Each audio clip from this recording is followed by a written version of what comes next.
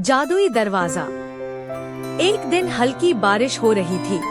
आसमान काले बादलों से ढका हुआ था और हवा में एक अजीब सी गंध थी। अली और सना चचेरे भाई बहन थे और बचपन से ही रोमांच पसंद करते थे। वे अब 16 और 17 साल के हो चुके थे, लेकिन जिज्ञासा और आश्चर्य की दुनिया से उनका रिश्ता अभी भी बचपन जैसा ही था। अली ने छत के कोने में एक पुराना बक्सा पड़ा देखा, जो हमेशा बंद रहता था। किसी कारण से उस दिन वह बक्सा खुला हुआ था। यह बक्सा कैसे खुला? अली ने आश्चर्य से पूछा। सना तुरंत आई और दोनों ने मिलकर ढक्कन उठाया। अंदर एक चमकता हुआ पुराना दरवाजा था, लेकिन अजीब बात यह थी कि यह एक दरवाजा था, लेकिन इसके पीछे कुछ भी नहीं था, यानी सिर्फ दरवाजा। यह दरवाजा यहाँ कैसे आया और यह क्यों चमक रहा है? सना ने दरवाजे को छूते हुए कहा। दरवाजे को छूते ही अचानक पूरी दुनिया घूमने लगी। एक पल में वे दोनों एक नए अजीब जंगल में पहुँच गए। यह दुनिया कुछ और ही थी। पेड़ बोल सकते थे, पत्थर हंस सकते थे और रंग बिरंगे पक्षी कविताएं गाते थे। गोल लाल नाक वाला एक बौना उनके पास आया और बोला, स्वागत है, आप ही हैं जिसका हम इंतजार कर रहे थे। अली और सना हैरान थे। इंतजार कर रहे हैं? किस लिए? बौने ने कहा, एक काला जादूगर ज़्लहक हमारी दुनिया में आया है, जो सब कुछ काला कर रहा है। नदियाँ सूख रही है, खुशबू गायब हो रही है। सिर्फ तुम ही उसे रोक सकते हो। हम? लेकिन कैसे? वे दोनों एक साथ बोले। तुम्हें 3 जादुई परीक्षणों से गुजरना होगा, तभी ज़्लहक की शक्ति बुझेगी। उन्हें एक गुफा में ले जाया गया जहाँ 4 मशालें जल रही थी और दीवार पर लिखा था, अंधकार को हराने के लिए सत्य का प्रकाश चुनो। उनके सामने 4 रास्ते थे, लेकिन सिर्फ एक ही सही था, बाकी सब अंधकार था। सना ने अपनी आंखें बंद की और अपने दिल की बात सुनी। अली, दाईं ओर थोड़ी और रोशनी है, शायद यही रास्ता है। अली ने हाँ में सिर हिलाया और वह रास्ता चुना, और यह वाकई सही रास्ता था। रोशनी फैल गई, गुफा चमक उठी। अब उनके सामने एक नदी आ गई, जिस पर एक कमजोर लकड़ी का पुल था। बौने ने कहा, इस पुल को सिर्फ वही पार कर सकता है जो अपने साथी पर भरोसा करता है। पुल की बीम अलग अलग हिल रही थी और एक बार में सिर्फ एक ही व्यक्ति पार कर सकता था। अली ने सना से कहा, तुम पहले जाओ, मुझे तुम पर भरोसा है। सना ने पुल पार किया और अली का हौसला बढ़ाया। अली भी सफलतापूर्वक पार हो गया। नदी के उस पार फूल खिलने लगे। आखिरकार वे ज़्लहक के महल में पहुंच गए।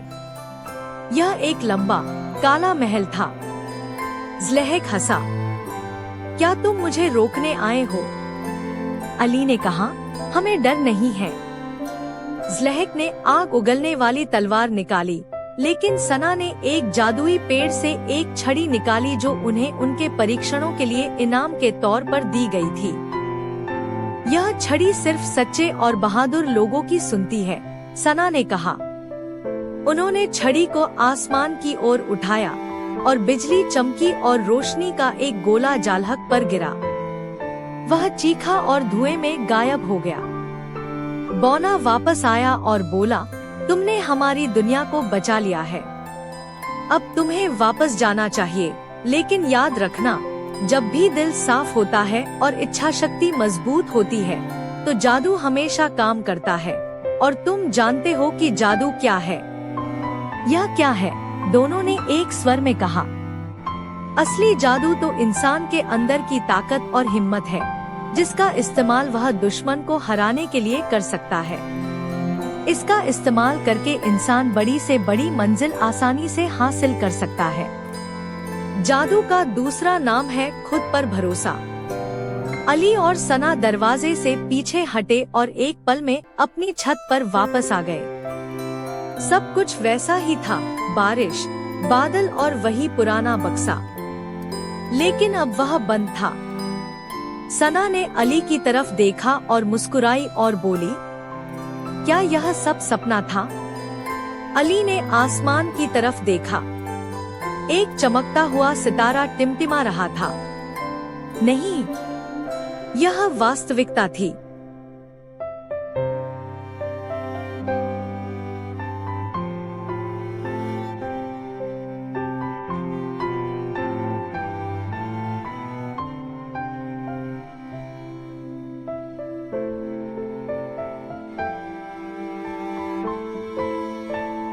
गुलजार कॉलोनी मोहल्ले में अगर कोई सबसे मशहूर व्यक्ति था तो वह अंकल पकौड़े वाला था।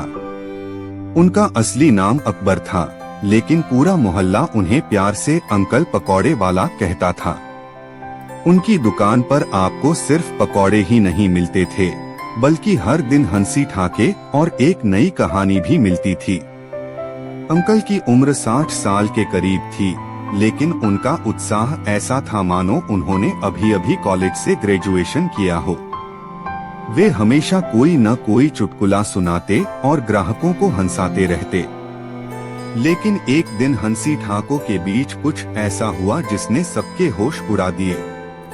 उस दिन जब अली और बिलाल पकौड़े लेने आए तो अंकल हमेशा की तरह हंसे और बोले, अरे अली, तुम्हें पता है मेरे पकौड़ों के नीचे एक खजाना छिपा है। सब हंस पड़े, लेकिन अली ने मजाक में कहा, अंकल, शायद खजाना वाकई बाहर आ जाए। चाचा की आंखें एक पल के लिए चमक उठीं। उन्होंने पकौड़ों की टोकरी के नीचे रखा एक पुराना लिफाफा निकाला। मेरे दादाजी ने मुझे यह पत्र दिया था। वे कहते थे कि इस दुकान के नीचे एक रहस्य छिपा है। अली और बिलाल चौंक गए। चाचा, तो फिर आपने कभी खुदाई करने की कोशिश नहीं की?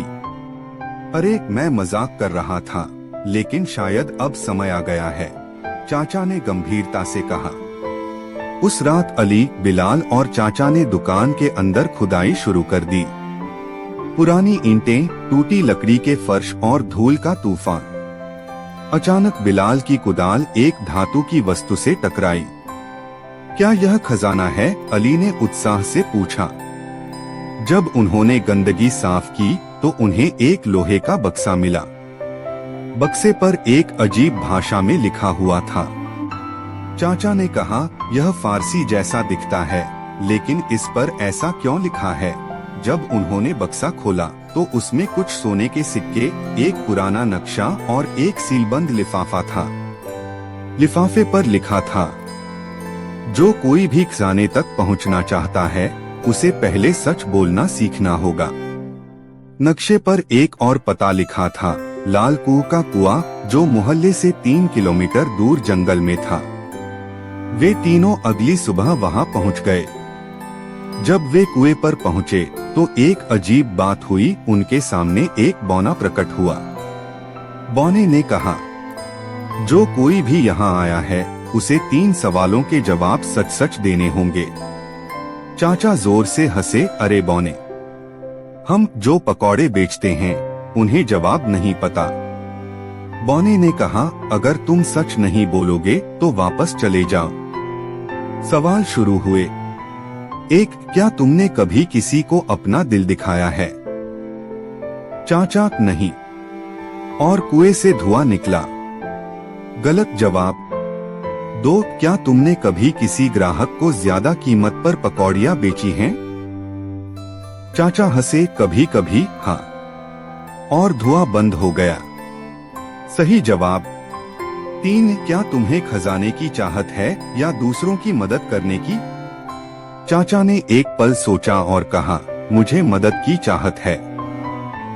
अगर यह खजाना है तो मैं इसे पड़ोस के लिए इस्तेमाल करूंगा। कुआं चमकने लगा और जमीन दरकने लगी। अंदर एक सीढ़ी दिखाई दी।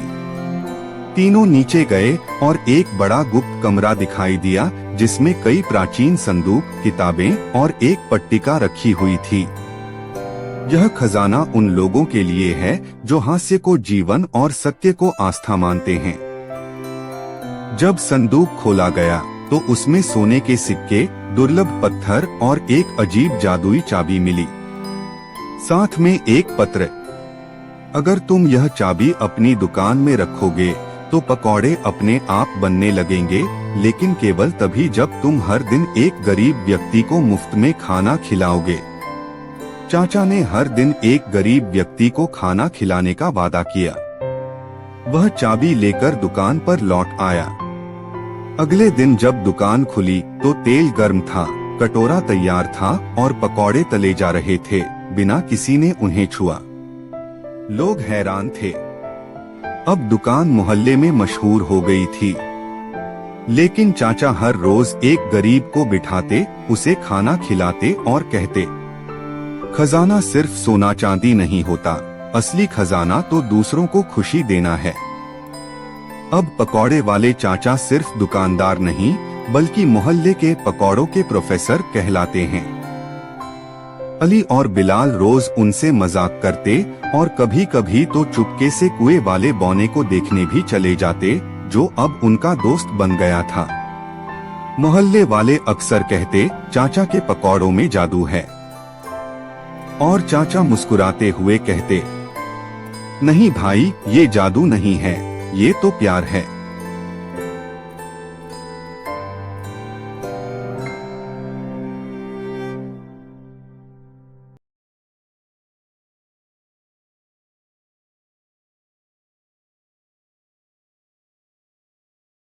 पंखों की रोशनी। कहते हैं कि जंगल की रक्षा दो आँखों और एक नाक से होती है। एक आँख जो आसमान से देखती है और दूसरी नाक जो जमीन के नीचे छिपी हवा को सूंघती है। पहाड़ की एक घाटी थी, इतनी शांत कि हर पत्ते की सांस महसूस की जा सकती थी, जहां बादल उतरकर पेड़ों को चूमते थे, पक्षी धुनें बिखेरते थे और धरती हर कदम पर एक नई कहानी कहती थी। इसी जंगल में दो दोस्त रहते थे। आरो, चील, जो आसमान के प्रभामंडल में उड़ता था, ऊंची चट्टानों पर एकांत घोंसला बनाता था, हवा के बहाव से दिशा जानता था और 4 मील दूर की हल्की हलचल को भी महसूस कर सकता था।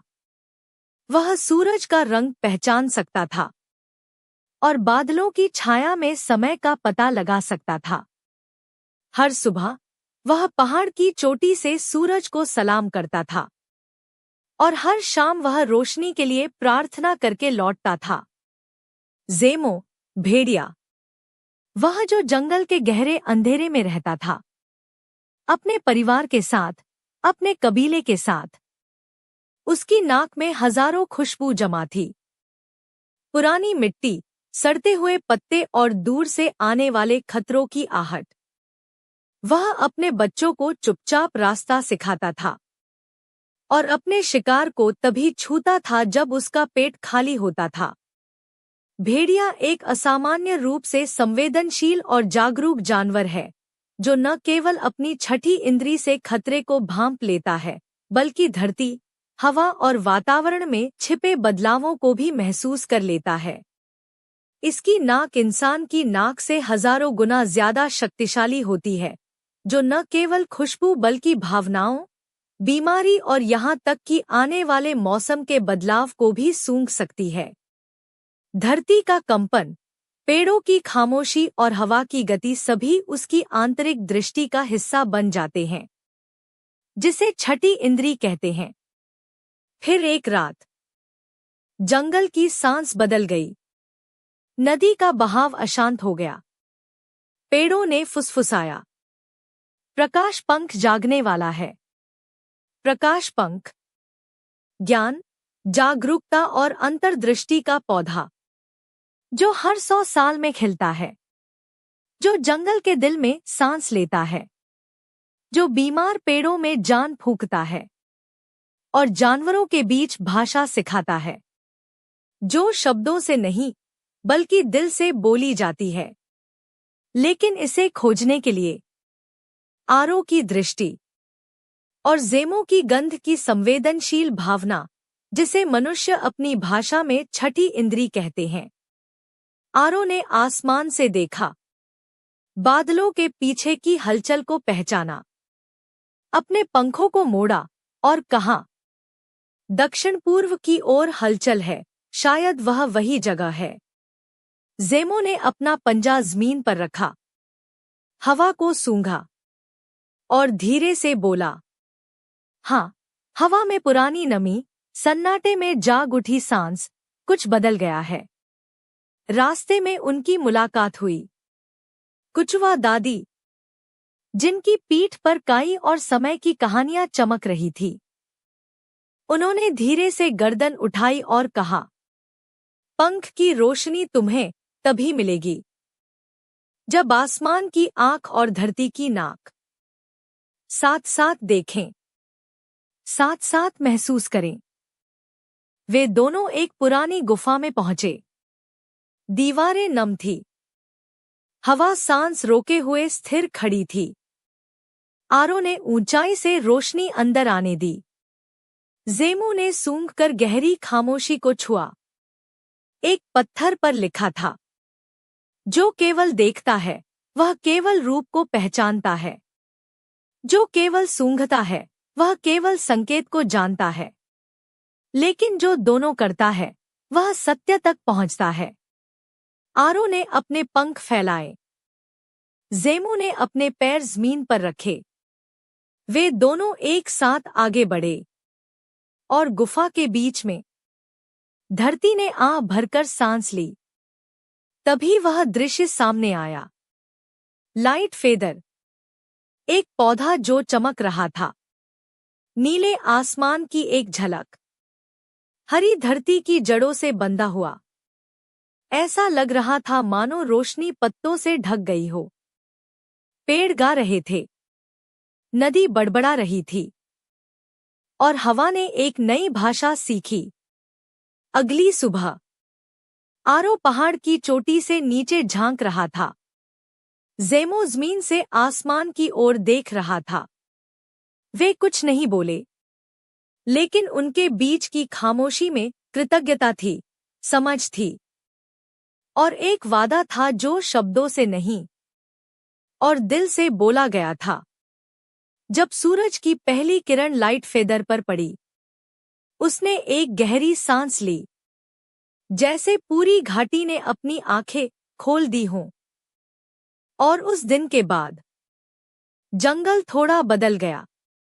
बच्चों के सपने रंगीन हो गए, पुराने पेड़ों में नए पत्ते आ गए, नदी के गीत और भी खूबसूरत हो गए और कहानियां हवा में तैरने लगी। कहते हैं कि जहां पंख की रोशनी खिली है, वहां अब हर रात एक मंद रोशनी रहती है, जो उन सभी को रास्ता दिखाती है जो अपनी आंखों में औरों की गहराई और अपने दिलों में ज़ेमो की खुशबू, एहसास की भावना को जगा सकते हैं।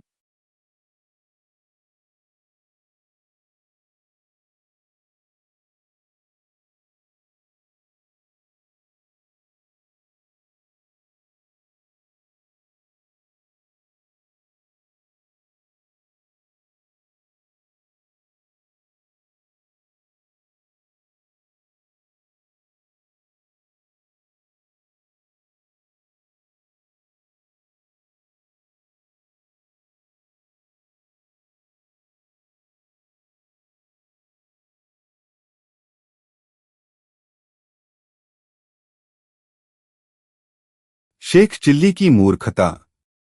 यह पुराने जमाने की बात है, जब न मोबाइल फोन थे, न इंटरनेट और न ही सोशल मीडिया पर शोहरत के सपने। उस जमाने में भी एक ऐसा शख्स था जो मूर्खता में दुनिया में किसी से पीछे नहीं था। उसका नाम था शेख चिल्ली। गांव के हर बच्चे से लेकर बूढ़े तक सभी उसे जानते थे।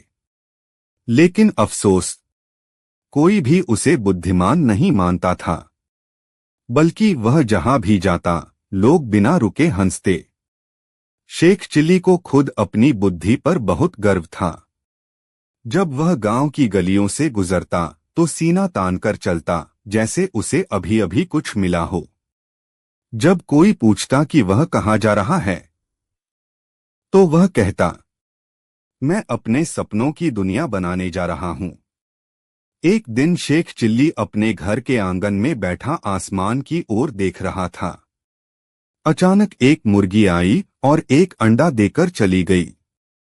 ऐसा लगा जैसे शेख चिल्ली को कोई खजाना मिल गया हो। वाह किस्मत, मुझे एक अंडा मिल गया है और मैं एक पूरे मुर्गी फार्म का मालिक बनने जा रहा हूं। वह सोचने लगा, यह अंडा फूटेगा, चूजा फूटेगा, बड़ा होकर मुर्गी बनेगा, यह और अंडे देगा, फिर और मुर्गियां। फिर मैं उन सबको बेचकर एक महल बनाऊंगा और महल में एक सुंदर पत्नी लाऊंगा। फिर वह जोर से हंसा और खुशी से हाथ हिलाने लगा। लेकिन हाथ इतनी जोर से हिलाया कि अंडा गिरकर टूट गया। साथ ही महल, मुर्गी फार्म और पत्नी के सपने भी टूट गए। एक दिन वह बाजार गया और वहां एक जूता बेचने वाला ग्राहक से कह रहा था, ये जूते तुम्हें ऐसा आराम देंगे जैसे तुम राजा हो। शेख चाली ने तुरंत जूते खरीदे और उन्हें लाया और जैसे ही उन्हें पहना, उसने कहा, अब मैं राजा हूं। फिर उसने गांव के बच्चों को इकट्ठा किया और कहा, मुझे राजगद्दी पर बिठाओ, मैं तुम्हारा राजा हूं। बच्चे हंसने लगे और उनमें से एक ने पूछा, नमस्ते राजा, मैं आपको खाने में क्या दूं? शेख चाली ने कहा, बादाम का दूध। बच्चे पानी की एक बाल्टी लेकर आए और पेड़ से एक बादाम फेंकते हुए कहा, लो राजा, दूध और बादाम तैयार हैं। शेख चिल्ली ने मुंह बनाया लेकिन राजसीपन का सम्मान करते हुए चुप रहा। एक दिन उसने सुना कि पड़ोसी शहर में एक दरवेश आया है जो ज्ञान बांट रहा है। शेख चिल्ली तुरंत वहां से चला गया। दरवेश ने कहा, ज्ञान प्राप्त करने के लिए खाली होना जरूरी है। शेख चिल्ली ने कहा, किबला, मैं बिल्कुल खाली हूं। मेरे दिमाग में एक मक्खी भी बैठ सकती है। दरवेश ने हंसते हुए कहा, तो फिर तुम सबसे बड़े विद्वान हो। शेख चिल्ली खुशी से पागल हो गया और वापस आते समय उसने सभी से कहना शुरू किया, मैं ज्ञान का खजाना लाया हूं। लोगों ने पूछा, तुमने क्या सीखा? उसने कहा, खाली होना ज्ञान की निशानी है। शेख चिल्ली ने एक दिन सोचा कि वह अपनी भैंस बेचकर एक सुनहरी चिड़िया खरीद लेगा। वह भैंस को लेकर बाजार गया। किसी ने पूछा, भैंस का क्या नाम है? शेख चिल्ली ने कहा, चांदनी। खरीदार ने कहा, चांदनी है तो रोशनी भी तो देती होगी। शेख चिल्ली ने कहा, रात को जुगनू आते हैं, वही रोशनी है। सब हंसने लगे और कोई भी भैंस को खरीद नहीं पाया।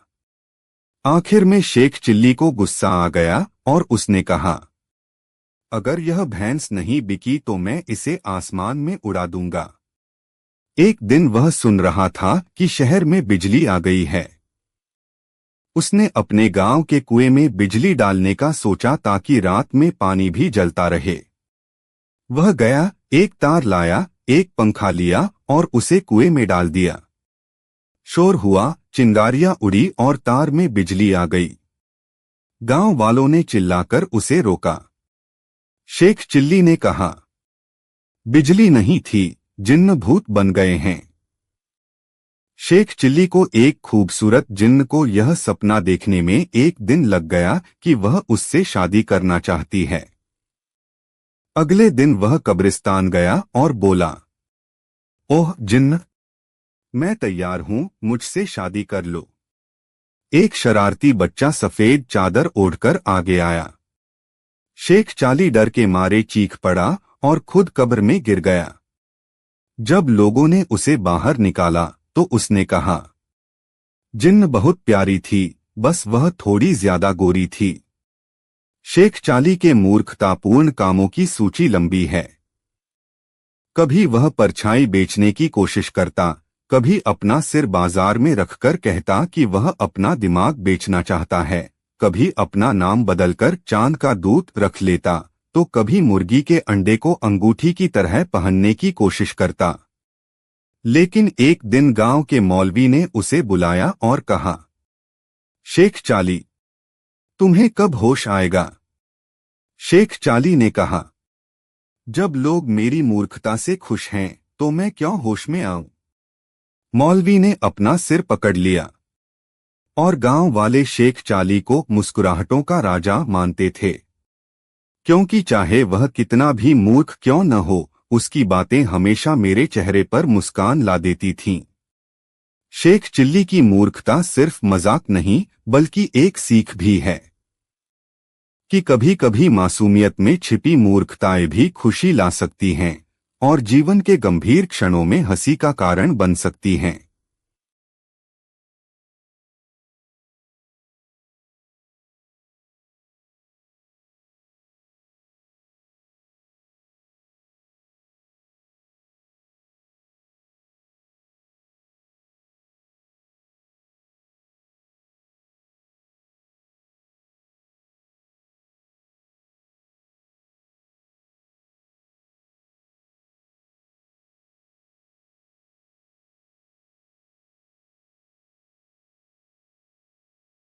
एक चरवाहा और एक परी। एक चरवाहा एक गांव में रहता था। वह अपनी बकरी का दूध बेचकर जो पैसे कमाता था उनसे वह खाना खरीदता था। इसी तरह वह अपना जीवन यापन करता था। वह हर दिन अपनी बकरी को जंगल में हरी घास चराने ले जाता था और जंगल से लकड़ियां इकट्ठा करता था। उस दिन वह अपनी बकरी को जंगल में ले गया। जब एक शेर ने चरवाहे और बकरी को देखा तो शेर के मुंह में पानी भर आया। शेर ने सोचा कि अगर मैं बकरी को खाने के लिए उस पर हमला करूंगा तो शायद मैं हार जाऊं। इसलिए शेर ने बकरी को खाने के लिए एक चाल चली। शेर उस आदमी के पास आया और बोला, मैं बहुत दिनों से भूखा हूं, मैंने कुछ नहीं खाया है। अगर तुम मुझे कुछ खाने को दो तो मैं तुम्हारे बहुत काम आऊंगा। आदमी ने शेर से पूछा, तुम मेरे किस काम आओगे? शेर ने कहा, मैं तुम्हारी रक्षा करूंगा। आदमी बहुत खुश हुआ और उसने सोचा, अगर शेर मेरे गांव चला गया तो मैं अपने गांव में रहूंगा, मेरा सम्मान होगा और लोग मुझसे डरेंगे। आदमी अभी भी जंगल में था, तभी वहां एक परी आई। परी ने आदमी से पूछा, तुम शेर को क्यों ले जा रहे हो? यह बहुत खतरनाक जानवर है। आदमी ने परी से कहा, यह मेरी सुरक्षा के लिए है। परी ने समझाया, पर वह नहीं माना और शेर को अपने गांव ले गया। गांव एक नदी के किनारे था और नदी के दूसरी ओर जंगल था। इसलिए नदी के कारण कोई भी जंगली जानवर गांव में नहीं आता था। गांव के लोग जंगल के जानवरों से सुरक्षित थे। जब शाम हुई तो आदमी ने शेर और बकरी को एक बाड़े में साथ छोड़ दिया। जैसे ही रात हुई, जब लोग सो गए, शेर ने बकरी को खा लिया और वहां से गांव में चला गया। रात के अंधेरे में शेर ने गांव के अन्य चरवाहों की भेड़ों पर हमला कर दिया और कई भेड़बकरियों को खा गया और कई भेड़बकरियों को घायल कर दिया। भेड़ों की आवाज सुनकर कुछ लोग जाग गए और शेर को कुल्हाड़ियों से मार डाला। जब वह वहां पहुंचा तो लोगों ने शेर को मार डाला और वह चिल्लाने लगा, यह शेर मेरा है और यह मेरा रक्षक था। जब लोगों को पता चला कि यह आपका शेर है और आप ही इसे जंगल से गांव में लाए हैं, तो गांव के लोग बहुत क्रोधित हुए। उन्होंने उस आदमी को भी बुरी तरह पीटा और उससे कहा कि तुम्हारी वजह से गांव के बहुत से लोगों को परेशानी हुई। गांव के लोगों ने उसे गांव से भगा दिया। उसे बहुत दुख हुआ और वह अपनी नाव में बैठकर जंगल की ओर चला गया। जब वह जंगल में पहुंचा तो परी फिर वहां आई और उस आदमी से परेशानी का कारण पूछा। उसने पूरी घटना बताई। परी ने उससे कहा कि मैंने तुम्हें समझाया था कि शेर एक खतरनाक और जंगली जानवर है। तुमने मेरी बात नहीं मानी और अब तुम्हें और गांव वालों को नुकसान उठाना पड़ा है। यह सब तुम्हारी ही गलती के कारण हुआ है, लेकिन अब पछताने से कोई फायदा नहीं है। उसने परी से कहा कि मैंने बहुत बड़ी गलती की है। आदमी ने परी से कहा कि मेरे पास एक ही बकरी थी, जिसका दूध बेचकर मैं पैसे कमाता था और उसका राशन खरीदता था, लेकिन उसे भी शेर खा गया। अब मैं क्या करूं? कहां से कमाऊं और कहां से खाऊं? परी ने अपनी जादुई छड़ी से नदी किनारे एक सुंदर सा घर बना दिया और बहुत सारे फलों के पेड़ उगाए और हर जगह फूल उगाए। इस नदी में बहुत सारी मछलियां थी। परी ने उसे समझाया, अब तुम अपनी नाव से मछलियां पकड़ो और उन्हें बेचो और उनसे मिलने वाले पैसों से राशन खरीदो और इन मछलियों के लिए खाना खरीदो और नदी में इन मछलियों को खिलाओ और अब यही तुम्हारी आजीविका है। वह व्यक्ति बहुत खुश हुआ और परी को धन्यवाद दिया। प्यारे बच्चों, अगर आपको कहानी अच्छी लगी हो तो मुझे कमेंट में बताएं और फॉलो करें और अपने दोस्तों के साथ शेयर करें। धन्यवाद। जादुई दरवाजा। एक दिन हल्की बारिश हो रही थी। आसमान काले बादलों से ढका हुआ था और हवा में एक अजीब सी गंध थी। अली और सना चचेरे भाई बहन थे और बचपन से ही रोमांच पसंद करते थे। वे अब 16 और 17 साल के हो चुके थे, लेकिन जिज्ञासा और आश्चर्य की दुनिया से उनका रिश्ता अभी भी बचपन जैसा ही था। अली ने छत के कोने में एक पुराना बक्सा पड़ा देखा, जो हमेशा बंद रहता था। किसी कारण से उस दिन वह बक्सा खुला हुआ था। यह बक्सा कैसे खुला? अली ने आश्चर्य से पूछा। सना तुरंत आई और दोनों ने मिलकर ढक्कन उठाया। अंदर एक चमकता हुआ पुराना दरवाजा था, लेकिन अजीब बात यह थी कि यह एक दरवाजा था, लेकिन इसके पीछे कुछ भी नहीं था, यानी सिर्फ दरवाजा। यह दरवाजा यहाँ कैसे आया? और यह क्यों चमक रहा है? सना ने दरवाजे को छूते हुए कहा। दरवाजे को छूते ही अचानक पूरी दुनिया घूमने लगी। एक पल में वे दोनों एक नए, अजीब जंगल में पहुंच गए। यह दुनिया कुछ और ही थी। पेड़ बोल सकते थे, पत्थर हंस सकते थे और रंग-बिरंगे पक्षी कविताएं गाते थे। गोल, लाल नाक वाला एक बौना उनके पास आया और बोला, स्वागत है। आप ही हैं जिसका हम इंतजार कर रहे थे। अली और सना हैरान थे। इंतजार कर रहे हैं? किस लिए? बौने ने कहा, एक काला जादूगर ज़्लहक हमारी दुनिया में आया है, जो सब कुछ काला कर रहा है। नदियां सूख रही है, खुशबू गायब हो रही है। सिर्फ तुम ही उसे रोक सकते हो। हम? लेकिन कैसे? वे दोनों एक साथ बोले। तुम्हें 3 जादुई परीक्षणों से गुजरना होगा, तभी ज़्लहक की शक्ति बुझेगी। उन्हें एक गुफा में ले जाया गया जहां 4 मशालें जल रही थी और दीवार पर लिखा था, अंधकार को हराने के लिए सत्य का प्रकाश चुनो। उनके सामने 4 रास्ते थे, लेकिन सिर्फ एक ही सही था। बाकी सब अंधकार था। सना ने अपनी आंखें बंद की और अपने दिल की बात सुनी। अली, दाईं ओर थोड़ी और रोशनी है, शायद यही रास्ता है। अली ने हाँ में सिर हिलाया और वह रास्ता चुना, और यह वाकई सही रास्ता था। रोशनी फैल गई, गुफा चमक उठी। अब उनके सामने एक नदी आ गई, जिस पर एक कमजोर लकड़ी का पुल था। बौने ने कहा, इस पुल को सिर्फ वही पार कर सकता है जो अपने साथी पर भरोसा करता है। पुल की बीम अलग अलग हिल रही थी और एक बार में सिर्फ एक ही व्यक्ति पार कर सकता था। अली ने सना से कहा, तुम पहले जाओ, मुझे तुम पर भरोसा है। सना ने पुल पार किया और अली का हौसला बढ़ाया। अली भी सफलतापूर्वक पार हो गया। नदी के उस पार फूल खिलने लगे। आखिरकार वे ज़्लहक के महल में पहुंच गए। यह एक लंबा, काला महल था। ज़्लहक हंसा। क्या तुम मुझे रोकने आए हो? अली ने कहा, हमें डर नहीं है। ज़ुलैख ने आग उगलने वाली तलवार निकाली, लेकिन सना ने एक जादुई पेड़ से एक छड़ी निकाली जो उन्हें उनके परीक्षणों के लिए इनाम के तौर पर दी गई थी। यह छड़ी सिर्फ सच्चे और बहादुर लोगों की सुनती है, सना ने कहा। उन्होंने छड़ी को आसमान की ओर उठाया और बिजली चमकी और रोशनी का एक गोला जालहक पर गिरा। वह चीखा और धुएं में गायब हो गया। बौना वापस आया और बोला, तुमने हमारी दुनिया को बचा लिया है। अब तुम्हें वापस जाना चाहिए, लेकिन याद रखना, जब भी दिल साफ होता है और इच्छा शक्ति मजबूत होती है, तो जादू हमेशा काम करता है। और तुम जानते हो कि जादू क्या है?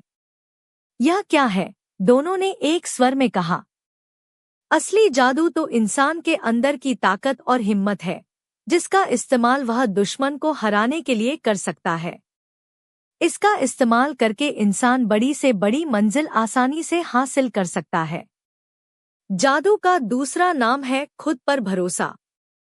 अली और सना दरवाजे से पीछे हटे और एक पल में अपनी छत पर वापस आ गए। सब कुछ वैसा ही था, बारिश, बादल और वही पुराना बक्सा। लेकिन अब वह बंद था। सना ने अली की तरफ देखा और मुस्कुराई और बोली, क्या यह सब सपना था? अली ने आसमान की तरफ देखा। एक चमकता हुआ सितारा टिमटिमा रहा था। नहीं, यह वास्तविकता थी।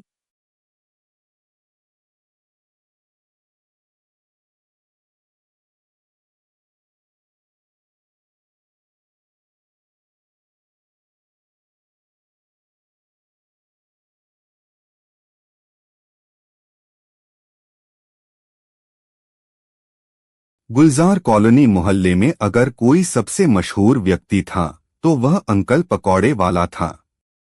उनका असली नाम अकबर था, लेकिन पूरा मोहल्ला उन्हें प्यार से अंकल पकौड़े वाला कहता था। उनकी दुकान पर आपको सिर्फ पकौड़े ही नहीं मिलते थे, बल्कि हर दिन हंसी ठाके और एक नई कहानी भी मिलती थी। अंकल की उम्र 60 साल के करीब थी, लेकिन उनका उत्साह ऐसा था मानो उन्होंने अभी अभी कॉलेज से ग्रेजुएशन किया हो। वे हमेशा कोई न कोई चुटकुला सुनाते और ग्राहकों को हंसाते रहते। लेकिन एक दिन हंसी ठाकों के बीच कुछ ऐसा हुआ जिसने सबके होश उड़ा दिए। उस दिन जब अली और बिलाल पकौड़े लेने आए तो अंकल हमेशा की तरह हंसे और बोले, अरे अली, तुम्हें पता है मेरे पकौड़ों के नीचे एक खजाना छिपा है। सब हंस पड़े, लेकिन अली ने मजाक में कहा, अंकल, शायद खजाना वाकई बाहर आ जाए। चाचा की आंखें एक पल के लिए चमक उठीं।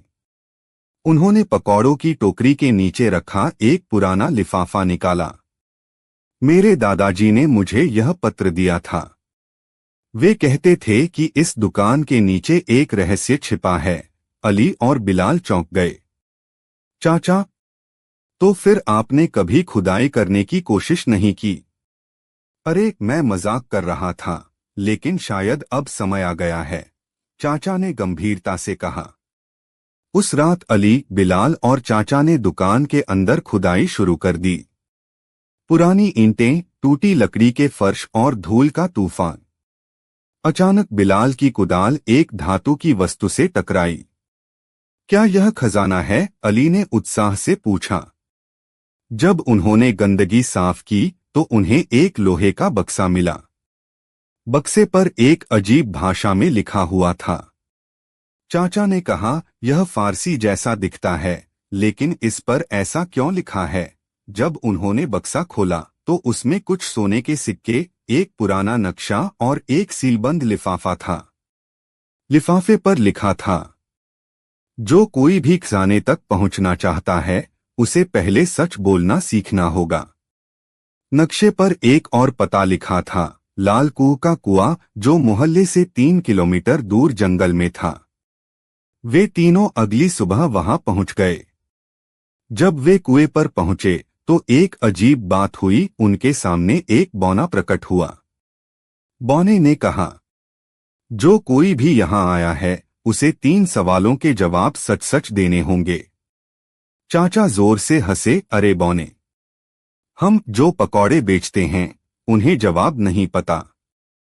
बौने ने कहा, अगर तुम सच नहीं बोलोगे तो वापस चले जाओ। सवाल शुरू हुए।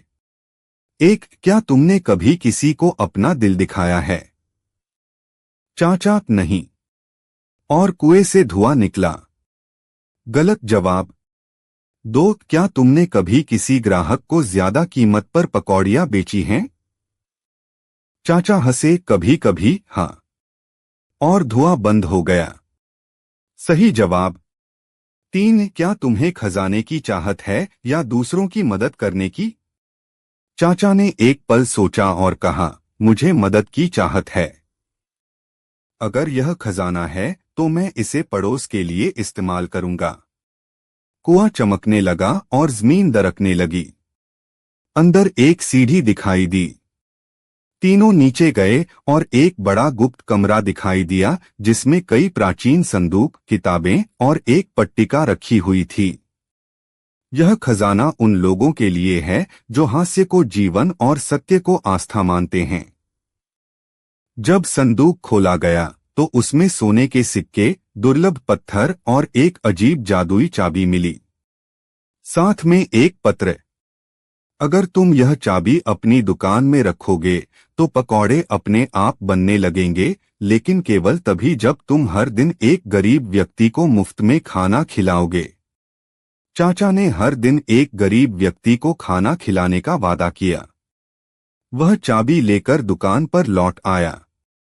अगले दिन जब दुकान खुली तो तेल गर्म था, कटोरा तैयार था और पकौड़े तले जा रहे थे, बिना किसी ने उन्हें छुआ।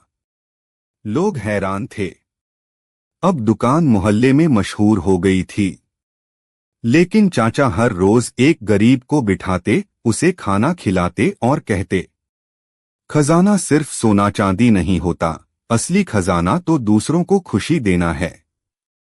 अब पकौड़े वाले चाचा सिर्फ दुकानदार नहीं बल्कि मोहल्ले के पकौड़ों के प्रोफेसर कहलाते हैं। अली और बिलाल रोज उनसे मजाक करते और कभी कभी तो चुपके से कुएं वाले बौने को देखने भी चले जाते, जो अब उनका दोस्त बन गया था। मोहल्ले वाले अक्सर कहते, चाचा के पकौड़ों में जादू है। और चाचा मुस्कुराते हुए कहते, नहीं भाई, ये जादू नहीं है, ये तो प्यार है।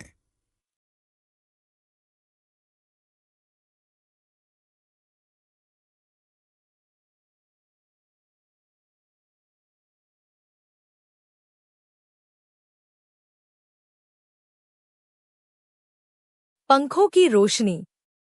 कहते हैं कि जंगल की रक्षा 2 आँखों और एक नाक से होती है। एक आँख जो आसमान से देखती है और दूसरी नाक जो जमीन के नीचे छिपी हवा को सूंघती है।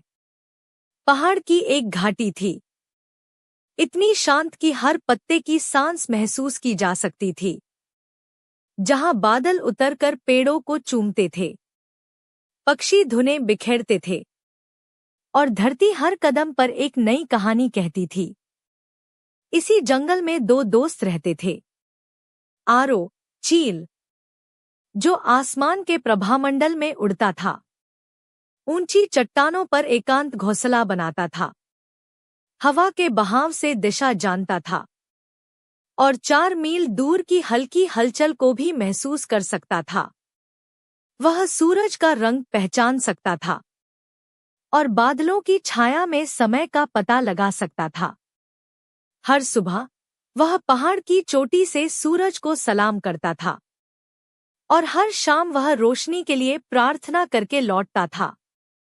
जेमो, भेड़िया, वह जो जंगल के गहरे अंधेरे में रहता था, अपने परिवार के साथ, अपने कबीले के साथ।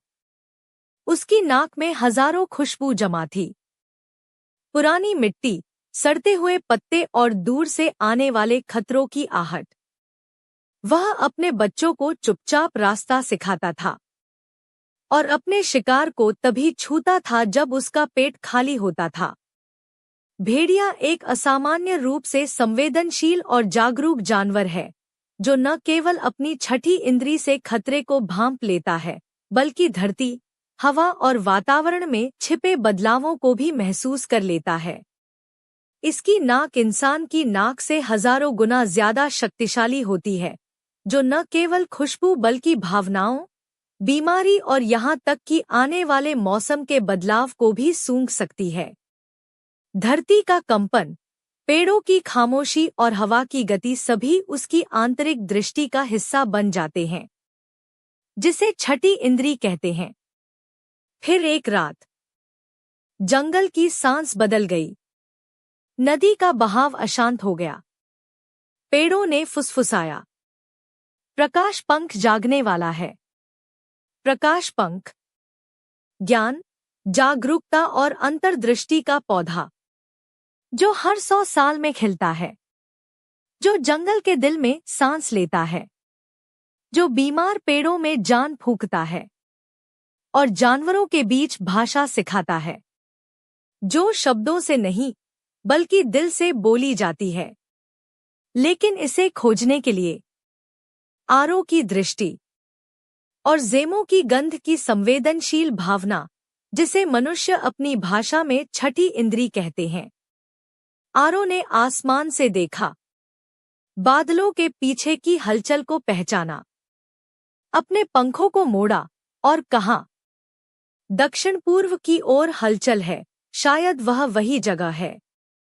जेमो ने अपना पंजा जमीन पर रखा, हवा को सूंघा और धीरे से बोला, हाँ, हवा में पुरानी नमी, सन्नाटे में जाग उठी सांस, कुछ बदल गया है।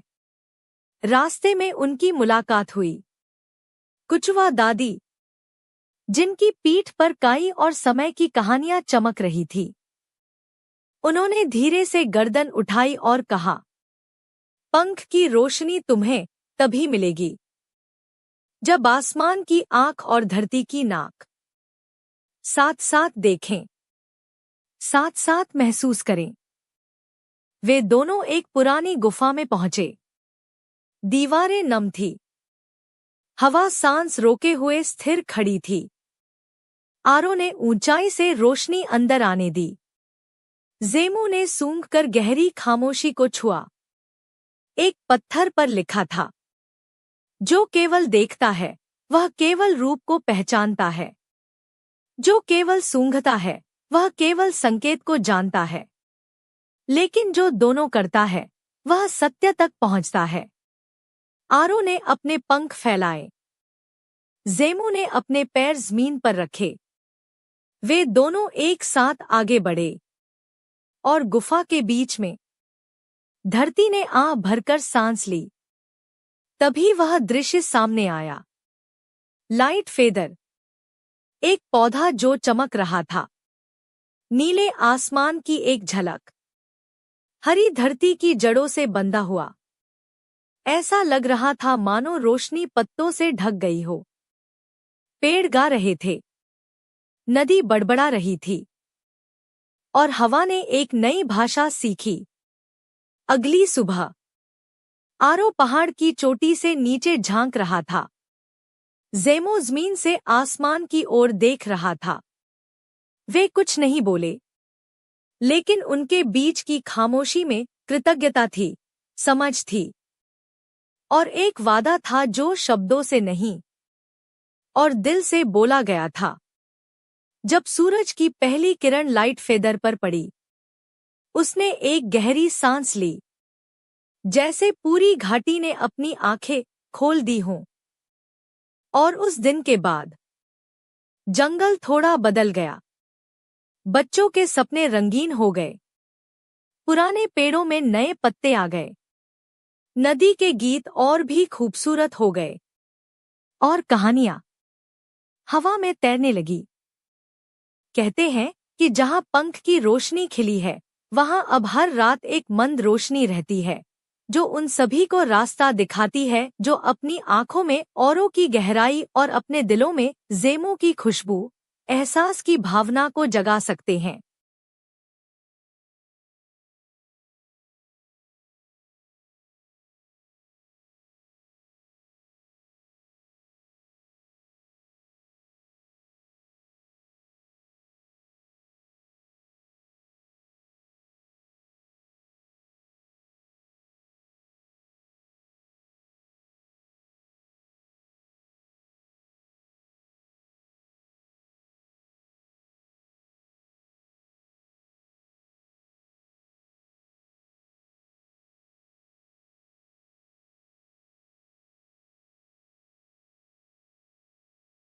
पंखों की रोशनी।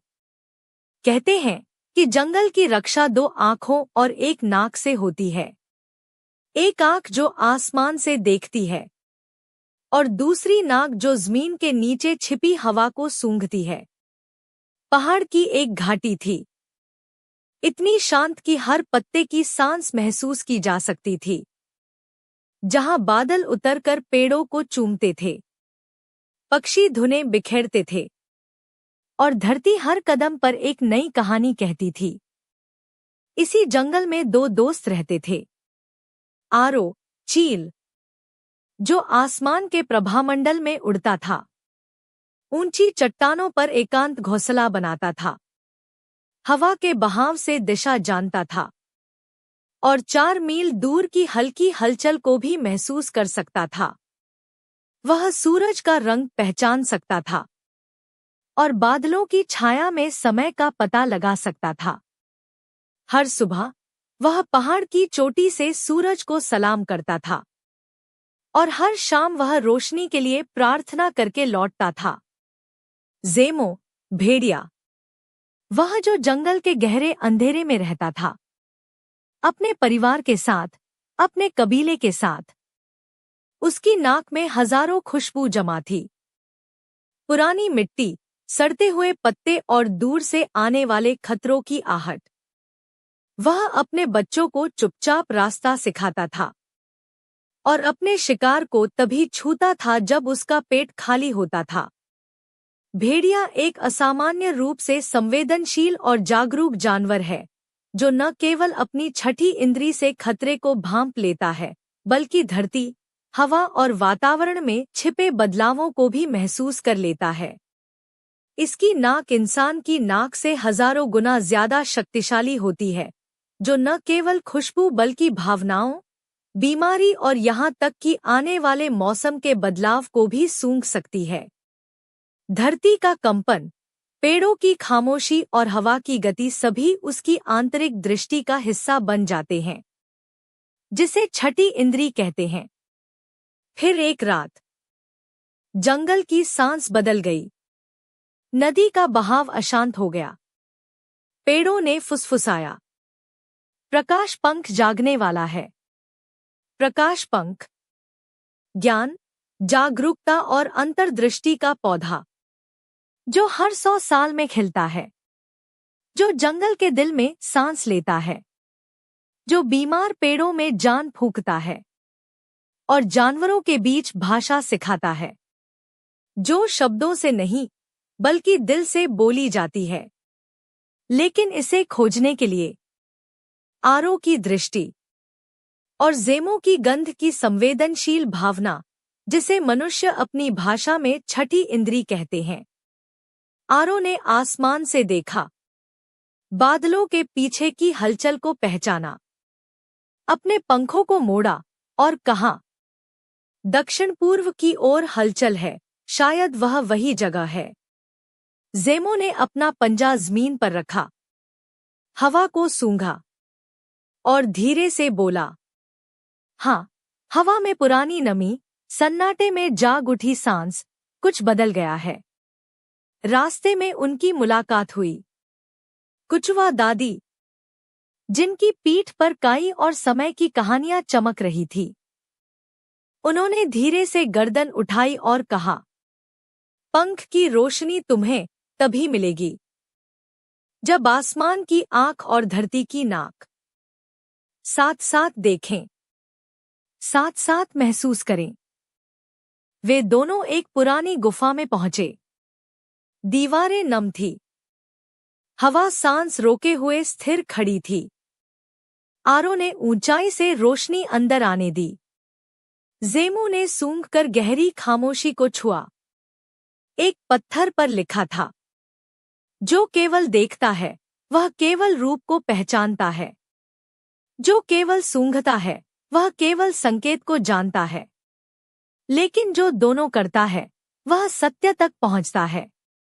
आरो ने अपने पंख फैलाए, ज़ेमो ने अपने पैर जमीन पर रखे। वे दोनों एक साथ आगे बढ़े और गुफा के बीच में धरती ने आह भरकर सांस ली। तभी वह दृश्य सामने आया। लाइट फेदर, एक पौधा जो चमक रहा था।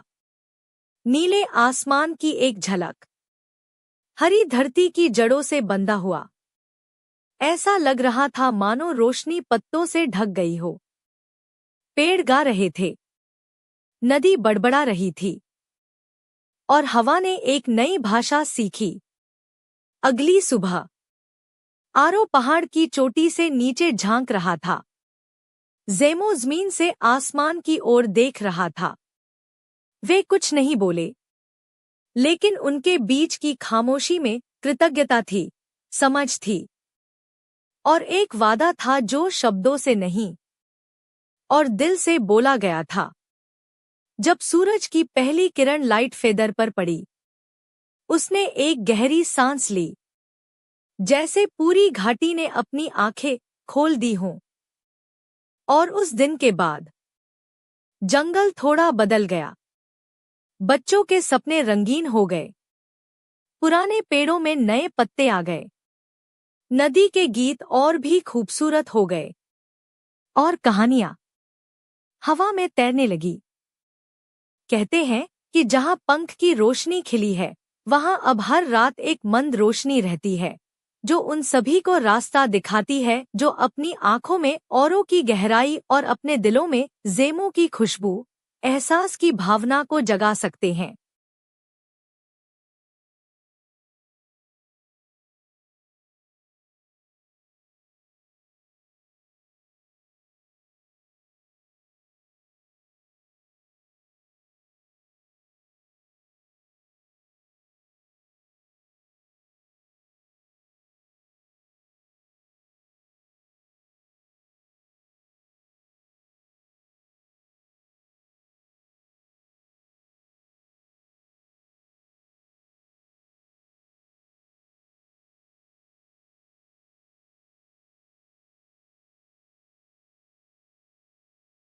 शेख चिल्ली की मूर्खता।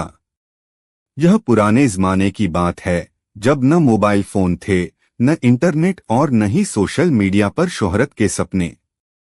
उस जमाने में भी एक ऐसा शख्स था जो मूर्खता में दुनिया में किसी से पीछे नहीं था। उसका नाम था शेख चिल्ली। गांव के हर बच्चे से लेकर बूढ़े तक सभी उसे जानते थे।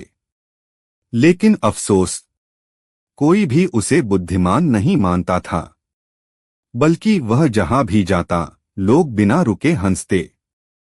शेख चिल्ली को खुद अपनी बुद्धि पर बहुत गर्व था।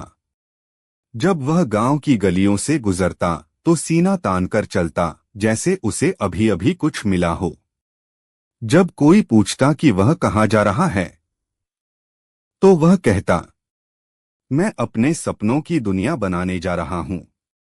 एक दिन शेख चिल्ली अपने घर के आंगन में बैठा आसमान की ओर देख रहा था।